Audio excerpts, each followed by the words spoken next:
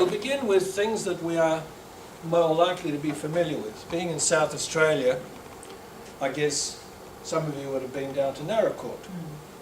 So what I'm going to show you is a few slides and comment of what they're formed in. Now these are formed in Miocene limestones. Limestones originated in the sea, so with shells in them and fossils, clearly a part of a seaway and so on, down around Narracourt and down to Mount Gambier. And in this particular case, Narracourt have been very famous because in the sinkholes they've trapped a lot of megafauna, a lot of ancient life that happened to fall down and was preserved in that sort of amazing way. So that's a good start. Then we've got Tantanoola, just up the road from there. I don't know whether you've been there. Easy to get it, easy ones, especially for wheelchair access, because it's just off the road. Now these are not in limestones, they're in dolomite. Dolomite is calcium magnesium carbonate. It's slightly more difficult to dissolve, and a bit harder, but otherwise it forms beautiful stalactites as well. So these, and both of these are pretty much horizontal layers. Not much change. Then of course there's some new things that I found on Google Images, which apparently are very keen on for divers. Since next week I'll be speaking to people who are diving in caves and so on, I thought I'd better include some of these. Kilsby's sinkhole near Mount Gambier, again formed in Miocene limestone. So here we have caves which are exposed to the atmosphere with stalactites, and caves which are not exposed to the atmosphere, which are still underwater. So that's why sea levels comes into my picture. That's why sea levels is part of the title, because part of the formation of limestone caves is that you form them under one environment and then you expose them by lowering sea level or uplifting the land and so on. Of course you have Jenolan caves, which are very famous in Australia. Anybody in the eastern parts of Australia will know Jenolan. It goes back a long, long time to early settlers. Jenolan caves are formed in Devonian limestones, and Devonian limestones go back not just a few million years as ours do. I mean, in the case of Mount Gambier, Narracourt, it's 20 million years with the Miocene, the tertiary period.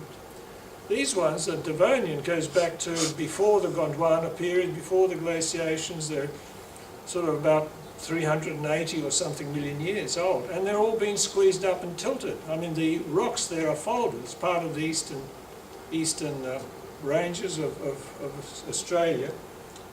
And if you were to go there, you'd see that most of the original layers are tilted. The stalactites and stalagmites are still vertical because it's present day, if you like. The attitude of those folded beds have been there for a long time as well. Okay.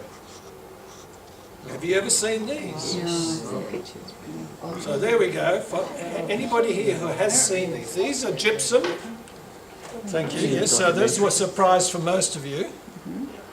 These are giant gypsum crystals. When they were first published, people said, oh, this is Facebook. This is easy. Just take a few photos of people, stick them in to something which is small, and you've got a mock-up of that. But they're real. And if you look up Wikipedia or look up Google about caves of crystals in Mexico, you'll find that's what comes. And there's stacks of photographs. I'm only selecting one to show you. So these are really giant crystals of gypsum. Gypsum is calcium sulfate.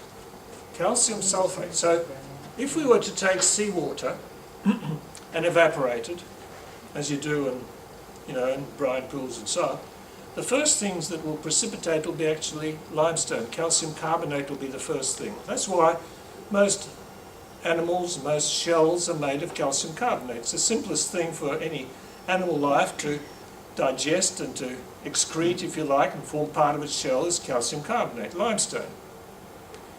Some very early fossils are phosphatic, all right, so that's the difference. And of course there are some fossils which are chitinous and which are like sharks. Sharks have got the teeth which are calcareous and phosphatic, but the rest of the bodies are cartilage, so that doesn't preserve very well. Okay, but coming back to things like gypsum, gypsum will be the next crystal that will come out of seawater. Evaporate seawater, calcium carbonate, the first thing come out. Oh, that reminds me, hard water. You've heard of hard water. If you've got areas where you've got a lot of limestone, your taps will eventually harden up with limestone. Calcium carbonate will be the precipitate. That's the first thing. If you were to continue to evaporate a pool of water, you'll end up calcium sulfate is the next one. And then eventually you'll get sodium chloride. And then, of course, why do you mine sodium chloride and you leave the salt to be under effect of rain? Because you want to wash away the bitterness, the potassium and the magnesium salts, which would always make you run to the toilet all the time, right? Because that's your Epsom salts, and that's your right. So that's why you take out your sodium chloride, which is your bulk, and you lead it to be leached so that you remove. In all these cases, these are all generated by being basically in marine environments or in saline environments with evaporation. So to form caves, you've got to first create the rock in which you're going to have your cave. Okay, what about ice caves? How many of you have come across ice caves? There have been quite a lot of discussion about ice caves. Ice caves occur in Tibet, and there have been people who took themselves into a meditative Buddhist type state within an ice cave and so on for a year or something. And there are other places which the ice caves are really tunnels where the ice, and ice is really a rock. It's really a rock. In fact, in the study of glacial ice, glaciers flow by recrystallizing. They melt and they crystallize, and they melt and they crystallize. So in a way, people that have been studying metamorphic rocks under high pressures and temperatures have used ice as a model for looking at the way in which crystals dissolve and reprecipitate and form new crystal structures. Okay? I'm not going too fast, am I? This is following? Okay, so in a way, ice is really a rock, and so with rocks, and the older the ice is, the more bluer it is, because you've lost a lot of the bubbly part. A lot of the bubbles are now gone from that ice, and so you're left with just ice itself, which absorbs light and just has that bluey colour to it. Okay. Then, of course, we have caves which are formed in volcanic environments. And they're fantastic ones lately because of the lava flows in Hawaii, the big island of Hawaii and Oahu and so on. You've had some amazing photography. I don't know that I'd like to be that guy. But you do have lava tunnels. It's a pole vaulter. And then, of course, Andara Lava Tunnel in Queensland, very famous. It's a lava flow which flowed down an old riverbed. So it goes for tens of kilometres, and it evacuated itself. So basically, the way this works is that the lava flowed out down the valley. It chilled around the margins. The top of it chilled, formed a crust, and so the inside still kept flowing downhill or down the valley as if it was water. And of course then it evacuates, and so you end up with Andara lava tunnels. But we also got Mount Eccles just around the corner in Victoria. Lava tubes, lava tunnels. If you haven't been there, it's worth going there. Just across the border, halfway to Melbourne. In fact, it's closer to us than it is to Melbourne. And so there are all sorts of tunnels. And the tunnels also may have a very thin crust to them, hence they will collapse. And so the older you read, the more collapsed tubes there are. And these are called windows or openings and so on, as part of the original tunnel with collapsed parts to them. Okay. Now, very fortunately, wife and I did a trip across the Nullarbor some years ago. Went to Margaret River, which is southwest part of Perth. And the thing that struck me about those caves down there, they have water in them, and the reflection in the water is just absolutely perfect. Absolutely perfect. So with the lighting that you have, artificial lighting, you have this amazing reflection within the rivers. I'm not sure, I tried to find recently, because I'm just making up this lecture, as I said in the last few days for you, I tried to find the age. I suspect these are actually Pleistocene, not tertiary, but quite young. Is that you nodding? So I think they are Pleistocene age, which means the last 2 million years.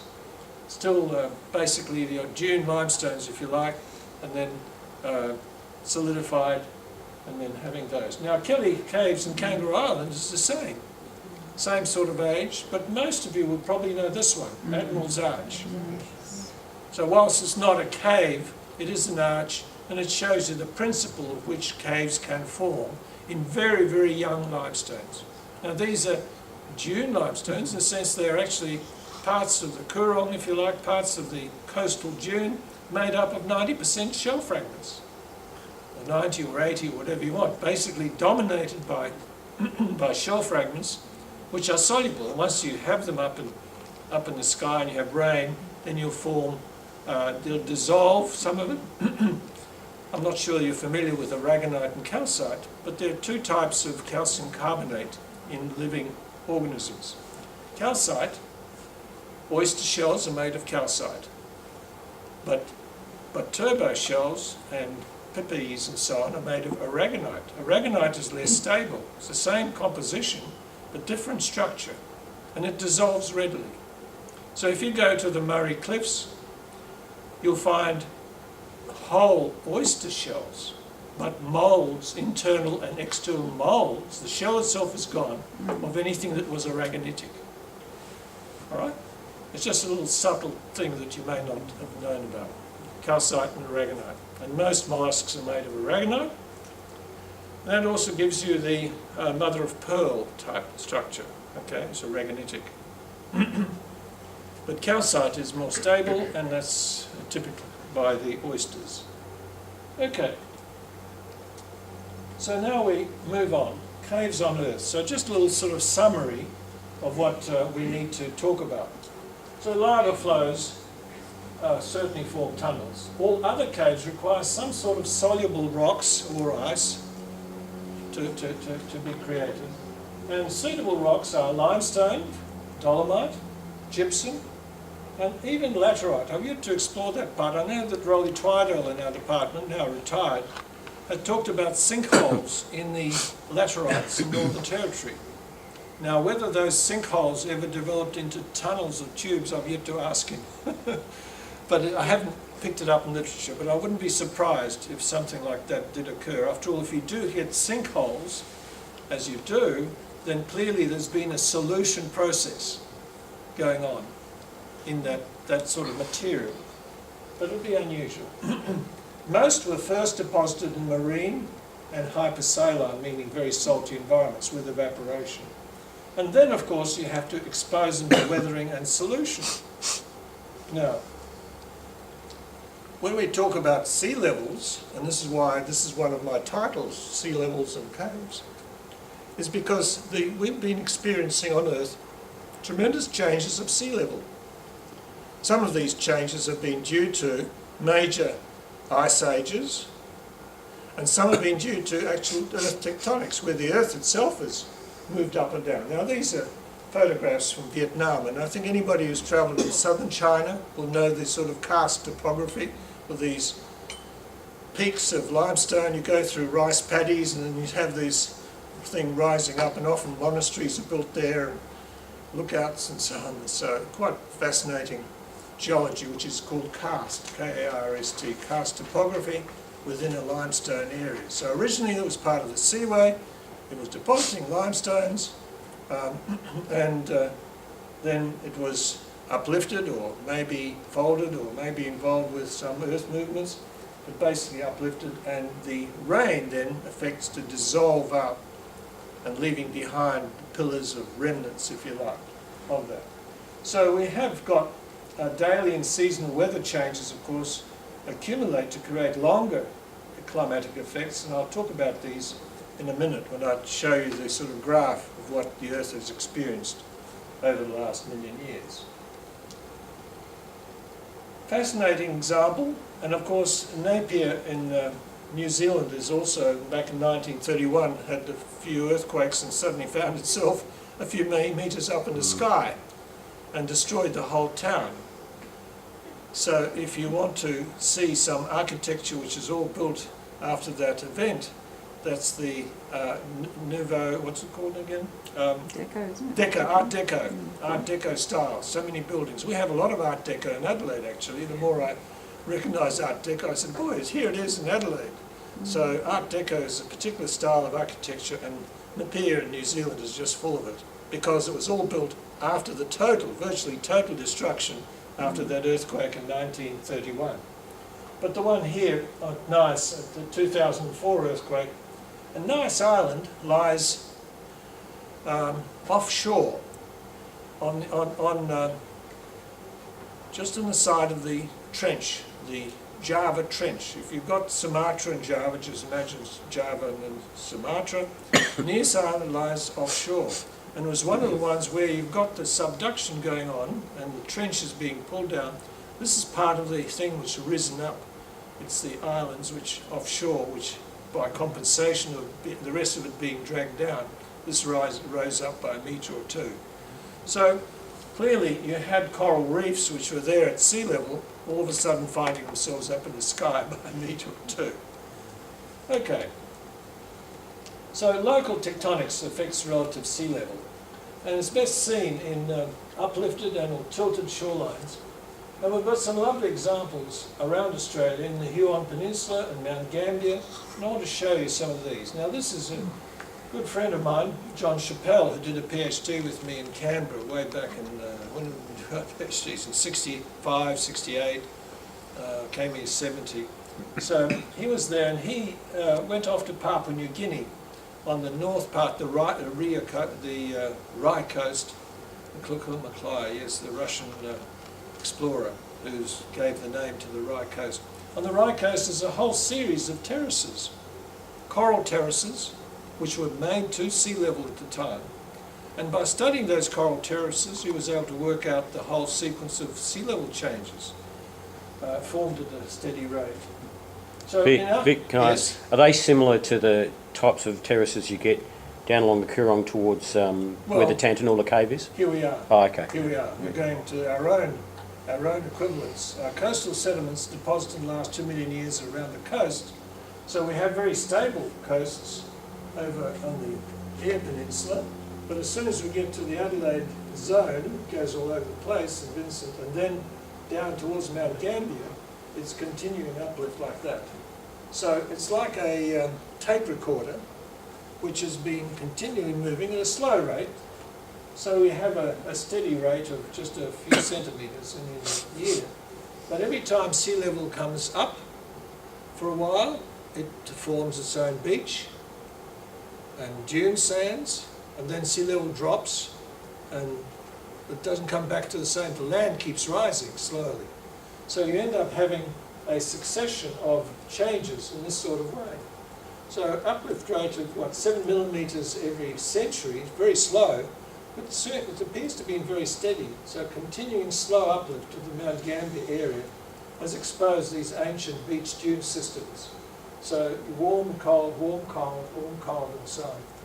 And the spacing of these are about, major spacing is 100,000 years, which is part of what's called Milankovitch cycle. Milankovitch was a mathematician, a Serb mathematician, who worked out that there must be some relationship between astronomical causes and the way in which the Earth behaves in its rotation and revolution around the Sun, and the way in which the Earth's orbit becomes more circular, less circular, the way in which it oscillates in terms of the at 40,000 year, and then the change with the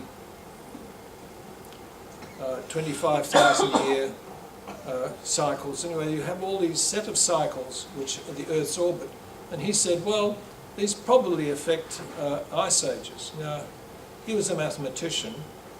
He was, of course, then poo-pooed. So, well, you know, how can this happen and so on. Reg Sprigg, you may have heard about. Reg Sprigg was a famous South Australian geologist who picked up on that idea at the time that he was mapping Mount Gambier. He did the mapping of the Mount Gambier. He said, well, I reckon these things represent just that. And later, with the evidence of dating, they were able to show absolutely correct. So he was right, Milankovitch was right, and that the response of sea levels is basically related to the response of which the Earth's northern hemisphere basically responds to the amount of heat and the way in which ice caps have increased and decreased and increased and decreased in this sort of way, from cold to warm to cold in that way.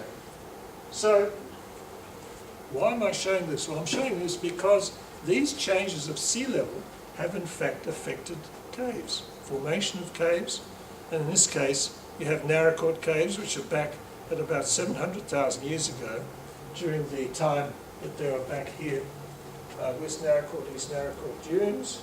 That's where sea level stood.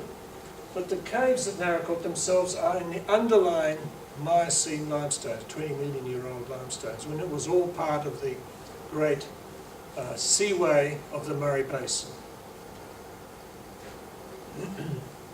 Within the last 120,000 years, so here we have, from today, here we're in a warm period.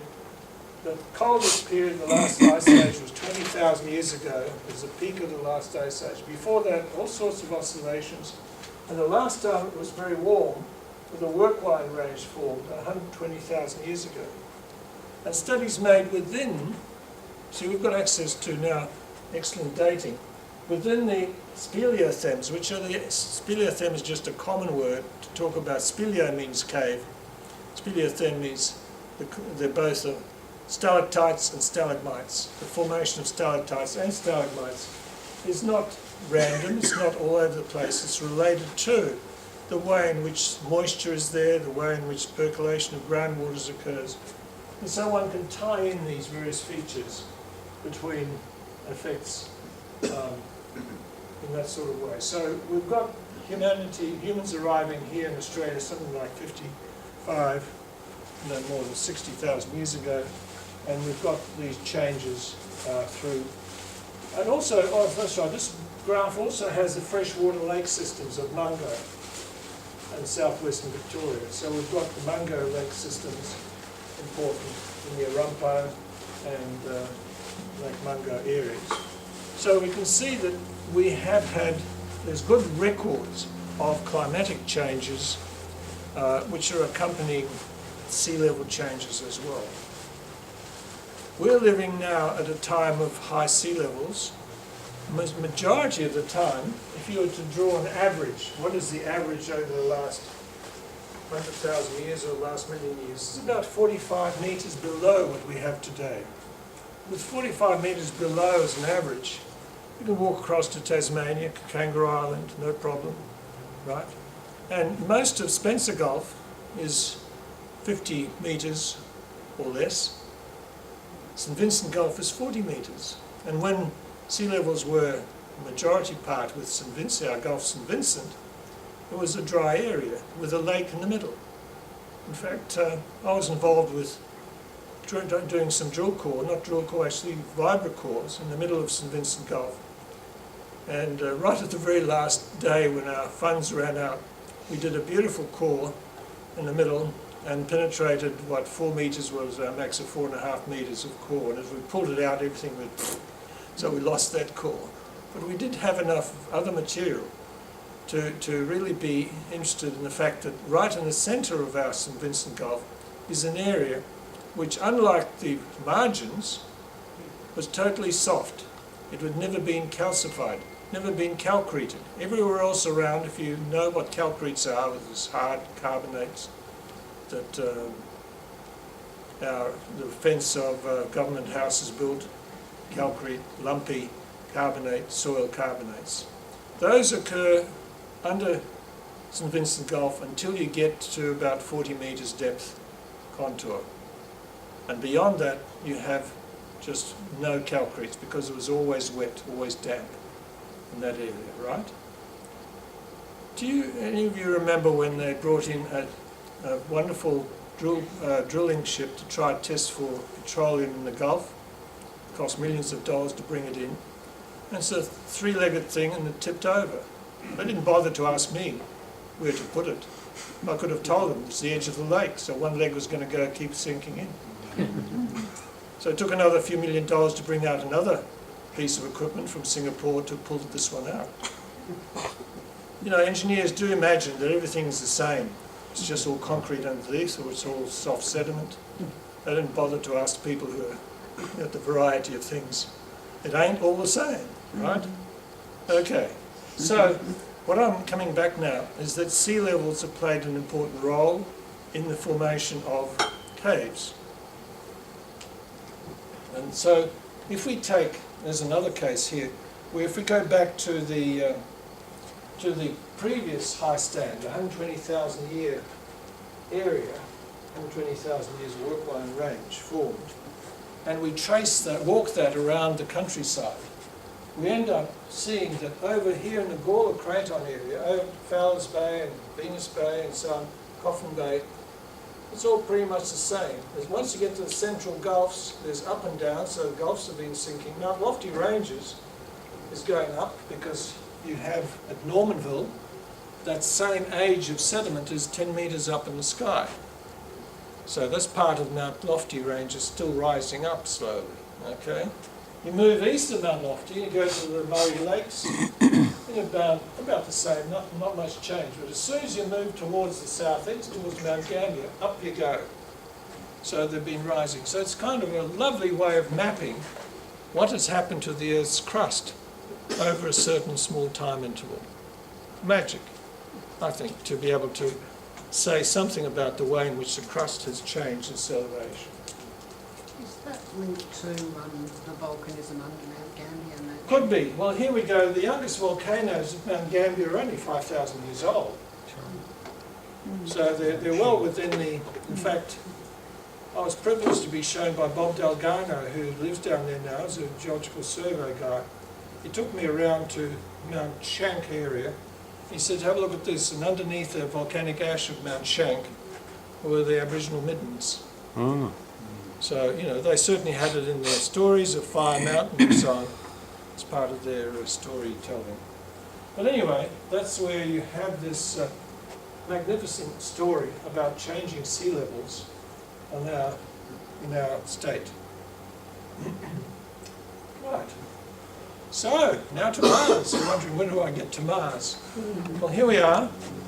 We're going to get to Mars. And the first thing I want to say, with the Earth on the left here, Mars is about half the diameter of the Earth, and the Moon is about half the diameter of Mars. So diameter-wise, we're dealing with a smaller planet, Mars, with its own story, and the Moon is even smaller again, with its own story. Now, the basic data of Mars is pretty straightforward, and we certainly enjoy getting more data information about it. But of all the planets, it's got ice caps, it's got volcanoes on it, it's got lots of meteorite impacts, landslides. It had water. Even now we think we can see water underneath some of the ice. Ice caps and strong winds. But without plate tectonics, without the Earth's ability to continue to recycle itself so that the ocean crust is continually being created in the mid-ocean ridges and sinking down into the trenches, Mars has no ocean trenches. It's got no island arcs or chains or volcanoes. There are no folded sequences. Everything is horizontal or just gently tilted. And hence there are no upthrust layers either. So we don't have alpine fold belts, we don't have anything like the Pyrenees, and we don't have anything like the East Australian Islands on Mars. There are no, because of that too, there are no granites. I've got here no acid volcanics. I have to correct that. They've been finding things of andesitic composition, in other words, a considerable amount of silica, but not enough to make it really what we call acidic, in terms of 66% or thereabouts in silica composition.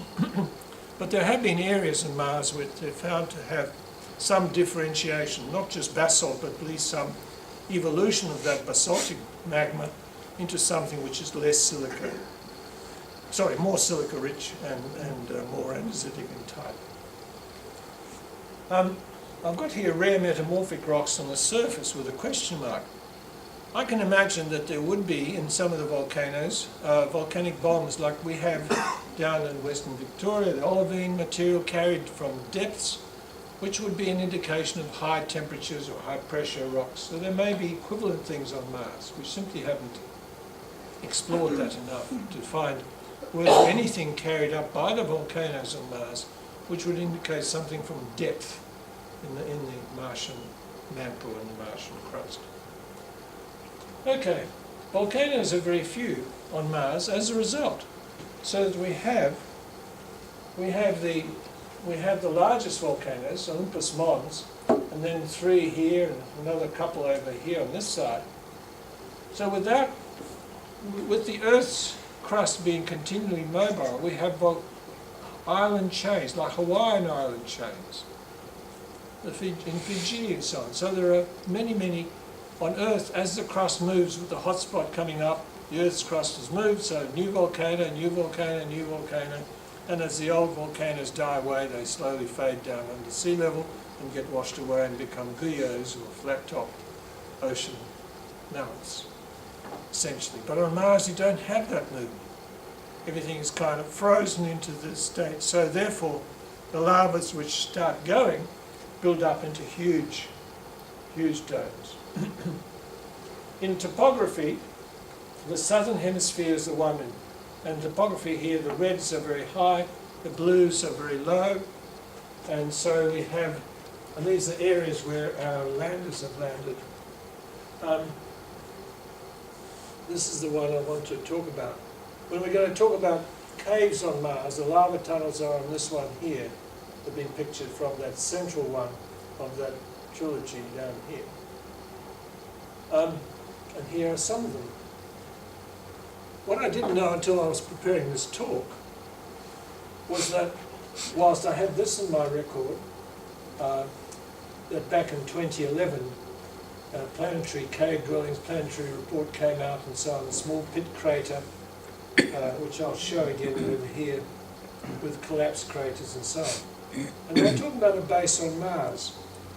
So I decided, as you would too if you're preparing a talk, Wikipedia, just Google, caves on Mars. And guess what? I've got all sorts of information. Blew my top off. I mean, Caves on Mars project was an early 2000s program funded through Phase 2 by NASA Institute for Advanced Concepts to access the best place to situate research and habitation modules that a human mission to Mars would require. The final report was published in 2004. Blow me down. You know, that's old stuff. This is old news. But it was totally, you know, I didn't realise there was this whole NASA program that had been and gone. And so it was, you know, it had to, lava tubes, canyons, overhangs and other Martian cavities would be potentially useful for manned missions, for they would provide considerable shielding from both the elements and intense solar radiation, which is the subject. So they made quite a study of this, and I think in this one here there are some points. Section 2 of the reports answers a question, why Martian research bases? Well now, to begin with, temperature fluctuations. So on temperature fluctuations, just as we have crypts, we have basements, don't we? We put things away so it's a steady temperature. We store our wines where the temperature doesn't get too high in summer and too cold in winter. The same thing, anything like any cave systems on Mars would reduce the temperature fluctuation. Great. You know, and I think they've been able to measure some of the temperature fluctuations outside some of these to show, yes, there is a modulation of that extreme temperature fluctuation. Underground caves protect life forms and equipment from harmful solar and galactic radiation. So that's certainly if you want to build a base. And underground caves protect from dust storms and micrometeorite impacts. So again, it'd be a protection in that way.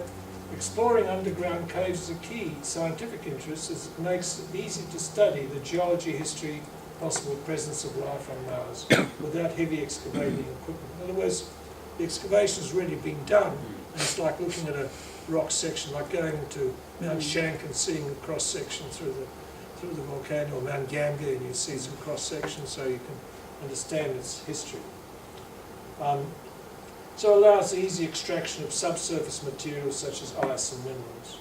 So maybe, in fact, if your ability to pressurise caves to make them more habitable, if you had a cave system that you could enclose, you could have it as an area for habitation.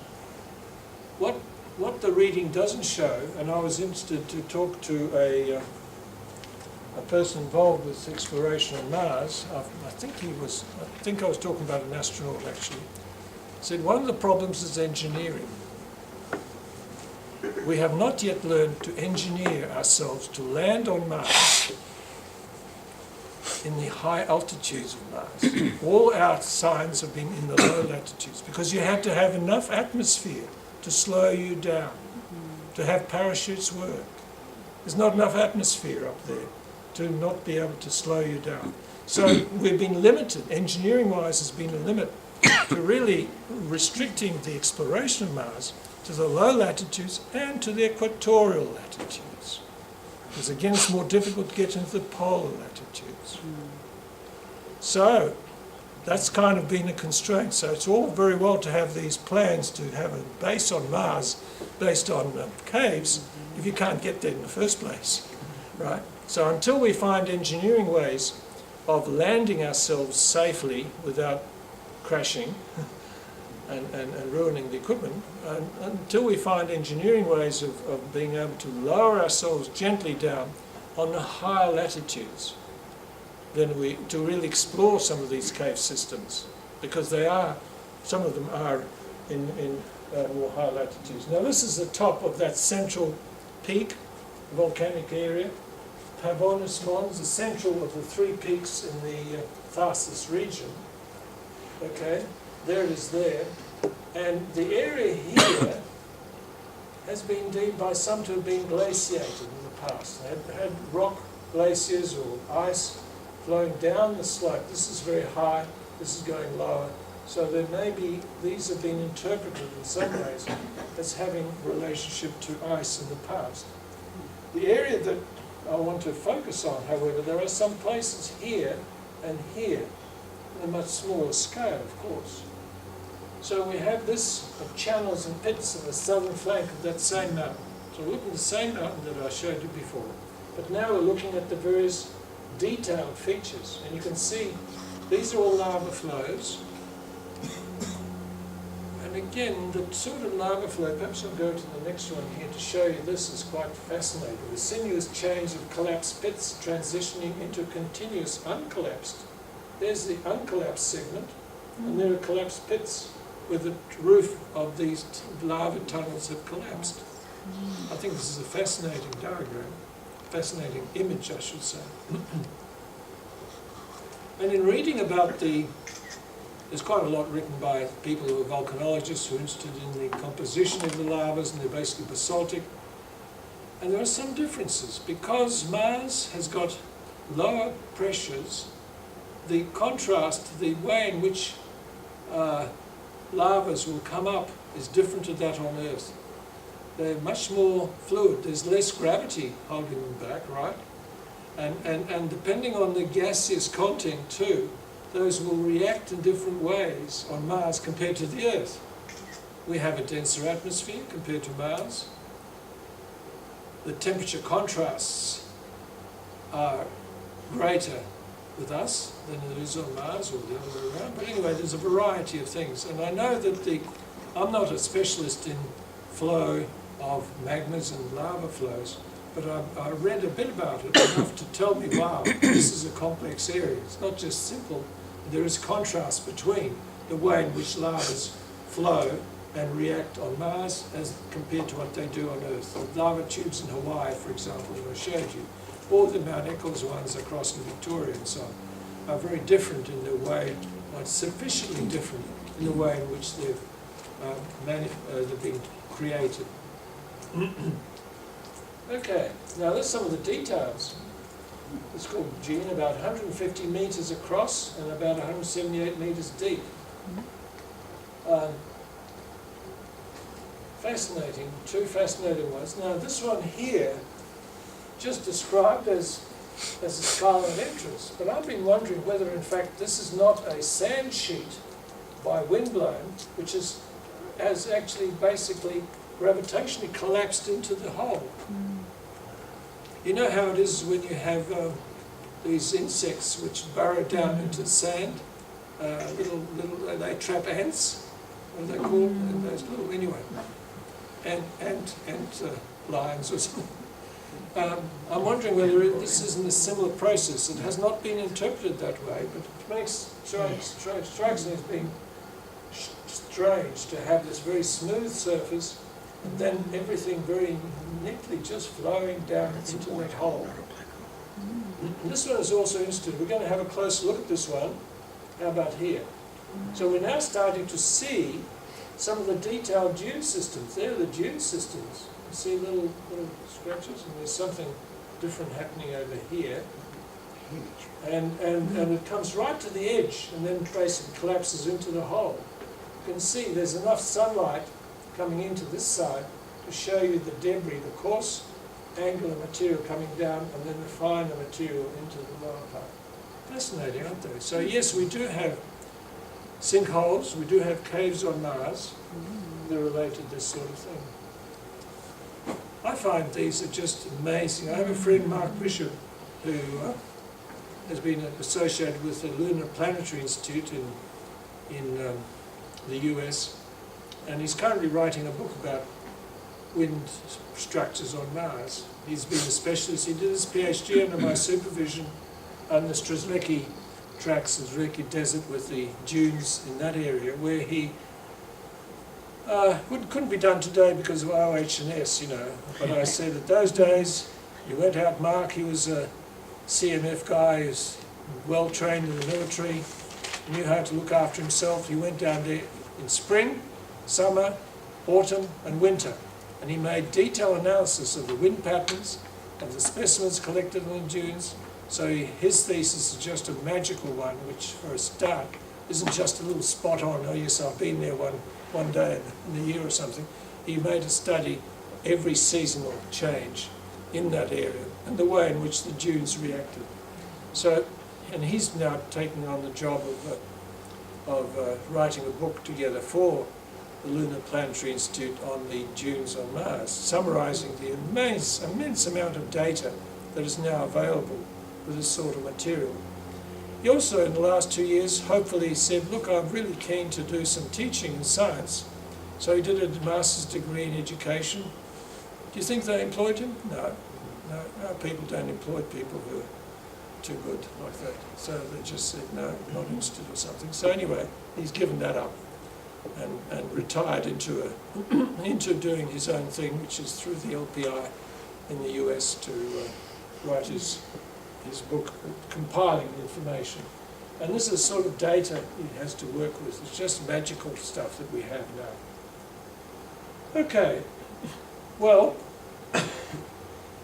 in my original summary for Paul, I think I wrote that, yes, I'll talk about water on Mars tonight. So I thought I'd better bring this in at the end of my talk for you. Water on Mars. So certainly we had, this is again a colour-coded topography with the high areas in red and the low areas in blue and green. And clearly water once flowed. So where did it all go? Well, it ended up in deltas. And there's an ancient delta where the colours, in this case, indicate the sort of mineral. Hydrous clay minerals are in green and carbonates. Blue and yellow are the volcanic minerals. So we have got a variety of grain sizes and a variety of this sort of little delta coming into the inland crater. The depression is formed by a meteorite crater, and the actual material coming in shows where the water's ended up. We did have an ocean on Mars, and this was quite controversial. Why? Because the original outline of the ocean boundary showed it to be, it was clearly, the geomorphologists could say, yes, these were the coastal zones, these were the cliffs, these were the little deltas. And then somebody said, but look, they go all over the place. They go up and down and up and down. It was only when they realised that Mars had shifted its whole position of its poles that you could reconstruct it to be perfectly horizontal. Mars originally was in that sort of orientation, and the change towards the present North Pole, see, the Mars has got an interesting topography. The North Polar regions are very low-lying, the southern ones are very high. But they didn't begin that way. They began in this sort of way. And the change was the change probably due to the rise of the huge volcanic edifice which upset the whole situation. Olympus Mons and the other volcanoes, which are fairly recent in Martian history, would have upset the way and balance of Martian, and so it's tipped over to become more symmetrical about the lowlands in the north and the highlands in the south. Quite an interesting debate and change of opinions.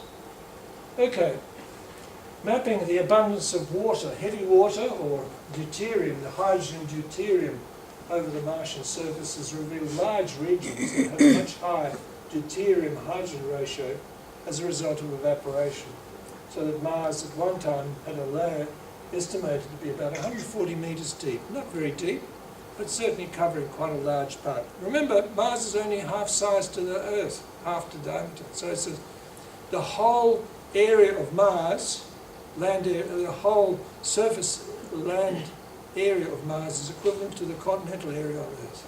Remove the Earth's oceans, just have a look at the continents, and about the same area that Earth's continents is the whole area of Mars. So with that sort of contrast, you see that, that's quite a bit. If you have oceans, you may have tsunamis. Tsunamis will be caused by meteorite impacts. So just recently,